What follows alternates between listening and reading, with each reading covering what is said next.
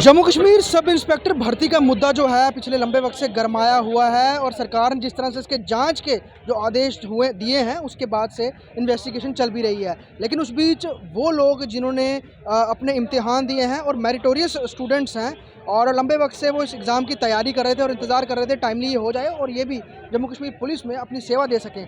लेकिन इस पूरी घटना के बाद इन सब का जो भविष्य है, फ्यूचर है, वो भी अधर पे लटक गया है। कई सारे युवा जो हैं आज इकट्ठा हुए हैं जम्मू प्रेस क्लब के बाहर और साफ तौर पर यही मांग कर रहे हैं कि जो मेरिटोरियस कैंडिडेट्स हैं उनको कोई परेशानी ना हो। पूरी इन्वेस्टिगेशन टीम को ये देखना होगा, सरकार को ये सुनिश्चित करना होगा अगर कोई ब्लैक शीप्स हैं बीच में तो उनको आप पनिश कीजिए, लेकिन इनको जो है कोई दिक्कत नहीं होनी चाहिए। इनका फ्यूचर जो है वो स्टेक पर नहीं लगना चाहिए। कई सारे अलग अलग लोग हैं। क्या नाम है आपका? रंजोत सिंह। कितनी बार अटेम्प्ट कर चुके थे आप एसआई के लिए? आप फर्स्ट टाइम था, इससे पहले भी एग्जाम? मेरा फर्स्ट टाइम था। फर्स्ट टाइम था। हाँ। तो कितनी देर से इसकी तैयारी कर रहे थे आप एग्जाम की? पर्टिकुलर इस एग्ज़ाम की तो नहीं, मैं 3-4 साल से अब तैयारी में ही बैठा हुआ तैयारी हूँ। में ही मतलब इसी के लिए लगे हुए थे कि जब एग्जाम जब भी आएगा तो हम देंगे आप। जी सर। तो कैसा हुआ था पेपर आपका? अब अच्छा होता ऑफ कोर्स, मैं मेरिट में हूँ। मेरिट में हैं आप। तो ये जो अब विषय चल रहा है और सरकार तो इन्वेस्टिगेट कर रही है इसको लेकर, होगा क्या? लग रहा है कि आपका भविष्य कहीं अगर स्टेक पे ना लग जाए, अधर पे ना लटक जाए, अगर कुछ ऐसा डिसीजन आता है जिसके बाद एग्ज़ाम कैंसिल करना पड़ जाए? देखो, हम डिसीजन से तो घबराते नहीं हैं, ठीक है ना। अगर ये एग्ज़ाम दिए तो आगे भी एग्ज़ाम देते रहेंगे। पर बात ये है कि अगर ये एग्ज़ाम हो चुका है और आपको पता है कि हमारी स्टेट में ऑलरेडी एग्ज़ाम कब से ब्लॉक हुए हैं। जेकेएसएसबी के फाइनेंस सब इंस्पेक्टर या इंस्पेक्टर की अगर मैं बात करूं तो वो डेढ़ साल से अभी तक एग्ज़ाम नहीं हुआ। तो अगर ये एग्ज़ाम भी अगर ये किसी भी और वेंचर की तरफ जाते हैं जो मेरिटोरियस स्टूडेंट्स के फेवर में नहीं है, तो ये अगले 1 साल तक लमकने वाला है। और इस आड़ में जब ये लमकने वाला है तो कई बच्चे, आपको पता है हमारे बीच में वो भी हैं जो ओवर एज हो चुके हैं या होने वाले हैं, कि कईयों की शादी है, कहीं शादी कर रहे हैं, या कईयों की अपनी अपनी मजबूरी हैं। कोई पुंछ से आया है, कोई कुलगाम से आया है, कोई यहाँ लाइब्रेरी में आके रह रहा है, कोई अपने रिसोर्सेज को यूटिलाइज़ कर रहा है, अपना पैसा खर्च रहा है, यहाँ पे तैयारी कर रहा है, ठीक है। तो मैं ये चाहता हूँ कि, या हम ये चाहते हैं कि जैसे कि आपको पता है कि प्रोब हुआ है, गवर्नर सर ने प्रोब ये कंटिन्यू किया हो, तो हमें इस प्रोब से कोई प्रॉब्लम नहीं है। हम कहते हैं ये प्रोब कंटिन्यू रहे और जो ऑलरेडी लिस्ट में बच्चे हैं उनकी पीईटी करवा दें, सो दैट हमारा टाइम वेस्ट ना हो। अगर आपको भी पता है, अगर आप पीईटी की तैयारी करते हैं, सुबह भी दौड़ लगाते हैं, शाम को भी दौड़ लगाते हैं, तो you get a very little chance to study at your own. तो हम चाहते हैं कि अगर एक बार हमारी दौड़ हो जाती तो फिर हम अदर एग्जाम्स की भी तैयारी कर सकते हैं, है ना। अगर हम इसी वेंचर में रहे कि ये कब आएगा तो फिर तो हम 8-10 महीने से भागते ही रहेंगे, है ना। तो वो सूट नहीं करता है, ना हमारी सोसाइटी के लिए, सिविल सोसाइटी के लिए अच्छा, ना ही हमारे रिसोर्सेज के लिए अच्छा, क्योंकि दोनों तरह से हमें नुकसान हो रहा है, हमें भी, हमारी पेरेंट्स को भी, हमारी फैमिलीज़ को भी, अल्टीमेटली हमारी सोसाइटी को। हाँ, तो हम। आपका क्या नाम है? विकास। विकास कहाँ आप पहली बार एग्जाम दिए, पहले भी कभी पेपर हुए? मैं पहले भी एग्ज़ाम में दिया है, बहुत बार रिपेयर हुआ हूँ। अच्छा। तो अब जो अगर ये बाय द वे एग्जाम सरकार कैंसिल करती है, रद्द करती है, दोबारा से करती है, तो उसके लिए आप राजी हैं या नहीं होना चाहिए? सर, री एग्ज़ाम तो नहीं होना चाहिए। देखो, बेसिकली क्या है, ये जो क्या बोलते हैं, अगर ऐसा करते हैं तो जो हम मेरिट में आए हुए बंदे हैं तो उनको वो कितना हार्डवर्क करके हम यहाँ पे पहुँचे हैं, ठीक है। अब वो जो भी पढ़ने वाला बच्चा है उसको पता है, हम इतनी देर से पढ़ रहे थे, अब एग्ज़ाम क्लियर हुआ, मेरिट में भी आए, अच्छे नंबर हैं, हमें होप है कि हम सेलेक्ट हो सकते हैं। इन केस अगर वो ऐसा करते हैं कि क्या बोलते हैं, जैसा एलजी साहब ने कहा है कि स्क्रैप कर दिया जाएगा, तो अगर ऐसा होता तो हमें फिर से बिगिन से शुरू करना पड़ सकता है। तो वो पॉसिबल नहीं है हमारे लिए, क्योंकि हमारी एज, जैसे मैं अब 30 ईयर का हो गया हूँ, आगे मेरे पास चांसेस नहीं है और किसी रिक्रूटमेंट में भी। हाँ, ये मेरा लास्ट चांस है, तो इसलिए हम इसके बिल्कुल अगेंस्ट हैं और हम चाहते हैं कि ये हमारा जो प्रोसेस है वो पैरेलली चलता रहे।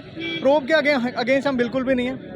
ये अगर हमारा प्रोसेस कंटिन्यू होता रहेगा तो मोस्ट प्रोबेबली हम क्या है, जो भी कमेटी की रिपोर्ट आएगी वो भी साथ में आ जाएगी और हमारा प्रोसीजर भी साथ में हो जाएगा, तो स्मूथ चलता रहेगा सब कुछ। आपका क्या नाम है? प्रभजोत। प्रभु, मुझे ये बताओ, एग्ज़ाम कई राज्यों में होते हैं इस तरह के और बहुत बार पेपर लीक की बात सामने आती है। जम्मू कश्मीर में आमतौर पे ऐसा नहीं होता है, लेकिन जब ये बात सामने आई थी तो लग रहा था कि इसके अंदर वाकई कोई ना कोई पीछे है जो बेनिफिट करवा रहा है बच्चों को, उन बच्चों को जो कि डिज़र्व नहीं करते।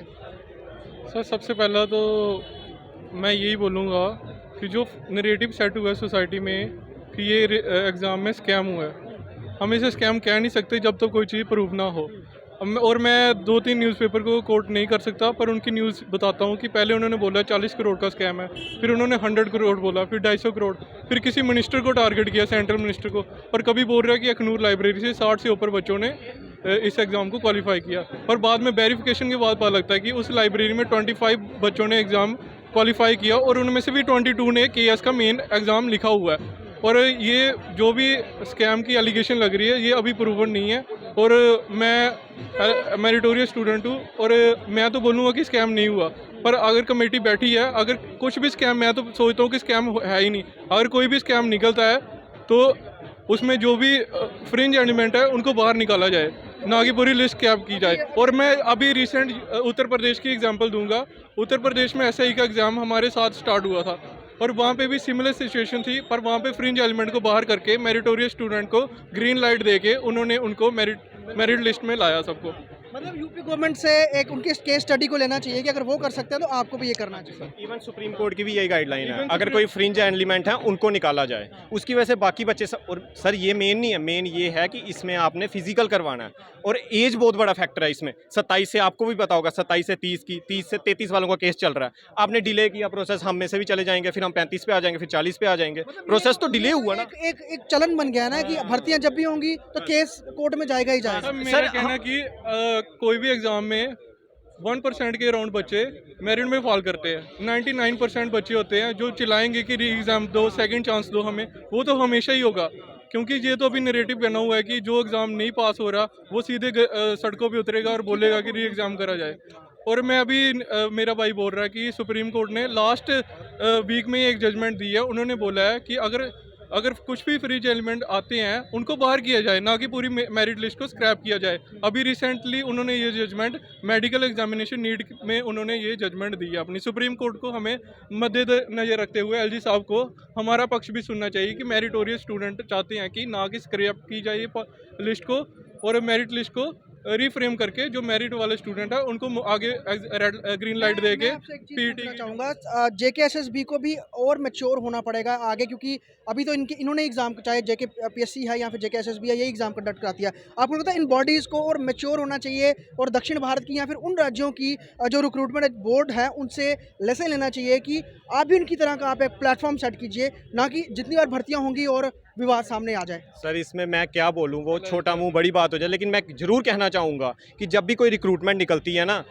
एडमिन को ये करना चाहिए कि एक टाइमलाइन सेट कर दिया जाए। टाइमलाइन सेट करने से क्या होगा, बच्चों को पता लग जाएगा कब निकलेगा। जैसे सेंटर में कोई भी वैकेंसी निकलती है तो उसका क्या होता है, पूरी फ्रेम बना होता है पहले कि इतने एक्सटेंड हो सकता है, जैसे कोरोना कुछ भी हो सकता है, उसका एक्सट्रीम कंडीशन हम लेकिन इनका कोई टाइमलाइन शेड्यूल ही नहीं है। कुछ वैकेंसी निकाल देते हैं, फिर सो जाते हैं, फिर आ जाते हैं कि हमने ये करना 2 साल बाद। अब यही एग्जाम्पल ये यहाँ सेट कर रहे हैं। एग्जाम्पल सेट करके क्या करेंगे, डिले कर देंगे प्रोसेस, 2 साल बाद फिर वही चीज़ हो जाएगी।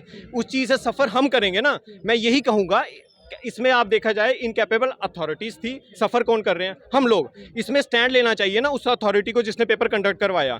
इनकैपेबल तो वही थे ना, लेकिन हम क्यों सफ़र कर रहे हैं। सफ़र करने के बाद आप देख के चलते हो, एक पक्ष ने बोल दिया री एग्ज़ाम करो, री एग्ज़ाम, इसमें मास धांधली हुई है। फिर तो फाइनेंस पे भी हुआ था, उस पर किसी ने क्वेश्चन नहीं उठाया। वाई, यही पहले तो वहीं से एग्जाम्पल सेट हुई ना, बच्चों ने स्टैट ला के दे दिए, सिबलिंग्स आ गए, ये आ गए, वो आ गए। वैसे ही मैं कहना चाहूँगा, मीडिया वाले भी उनको ही सपोर्ट कर रहे हैं, वो कह रहे हैं स्कैम।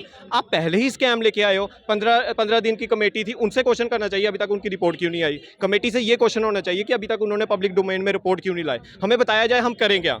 हम इस वक्त फंसे हुए हैं ना हम सेंटर की तरफ जा सकते हैं, सेंटर उसमें एम्प्लॉयमेंट देखें। स्टेट के लिए हम देखते हैं, हमें कहा जाता है 10,000 और आ रही है। हाँ, सबसे बड़ा, आप जैसे आपने बोला SSB को, ये आपका पिछला बैकलॉग क्लियर नहीं, आप फर्दर कैसे निकाल रहे हो। वही चीज़ है, पहले पिछला तो क्लियर करो। चलो मैं आउट ऑफ द कंटेक्स्ट जा रहा हूँ, मेरा मेन मोटो है इस वक्त सब इंस्पेक्टर एग्जाम। मैं वही कहना चाहूँगा, अगर हुई है धांधली तो वो कमेटी का काम है, हमारा काम नहीं है, आपका काम नहीं है, किसी अदर ग्रुप का काम नहीं है। कि जैसे बड़े बड़े स्कैम हुए, ये दिल्ली के नेता, वो उनका काम है।